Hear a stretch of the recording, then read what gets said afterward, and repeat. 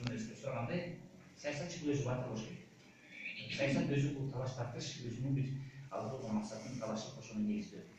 Мына ошон үчүн Өмүрбек Чекешевдин Өмүрбек Токтогуловдун саясатта өзүнүн орду бар. Биз муну сөзсүз түрдө эске алышыбыз керек. Анан бул эки инсан чындап келгенде Алмаз Шаршенович, Роза Отунбаев бардыгы бир пайсында жүргөн саясий топтун ынтымагында иш алып келишкен. Мына биз азыркы демократтык жолдо шайлоо өткөзүп аткан процесстин баары 2010 жылы ушул топтун негизинде биз жеңилип көргөнбүз. Тагдырга жараша саясат деген ушундай болот экен. Саясий көз караштар маселеге туура өзгөрөт экен.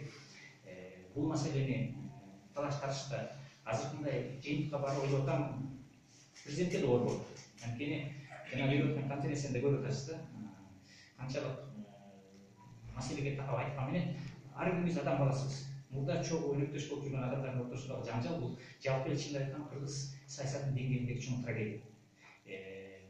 Азыркы болуп аткан жагдай боюнча Өмүрбек Чекешев да, Өмүрбек Токтогулович да өзүнүн саясий көз караштарына чоң баа берет. Алардан бүгүнкү күндүн саясатын калат деп ишенбейм.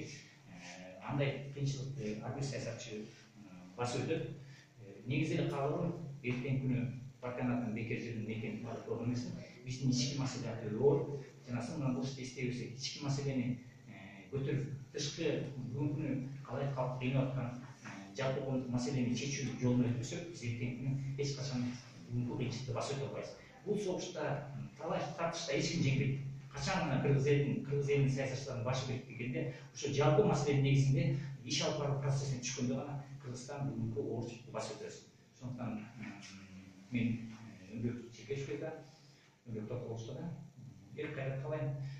Бүгүнкү кетирген кемчиликтер болсо да, өзгөчөлүктөр болсо да, ошону туура алып кетүүсүн суранат. Тоғытер жермен саясий коомдук катары баалайсызбы же баалабайсызбы? Бул жерде саясий көз караштын келишпестиктери бар деп мен башында айттым. Анан сиз айткандай Гайдайдын тилинде «Государственный гуманный справедливый суд» деп айткандан алсын, бул да бар. Чындап келгенде бул саясий көз караштардын келишпестигинен чыгып атат. Бул бийлик тарабына да өтө оор маселе болду, и саясий оппоненттерге да оор маселе болду. Бирок биз башында айтып кеткендей, жеке амбициядан, жеке кызыкчылыктан кичине баш тартыш керек. Канчалык оор болсо да сабырдуулукту, айткөйлүктү көрсөтүп, жана жалпы маселенин негизинде эртеңки күнү кыргыз элинин саясатчыларынын башы бирге деп ишенем. Кыскача эле пикириңизди айтып коесуз, мына санаалуу күндөр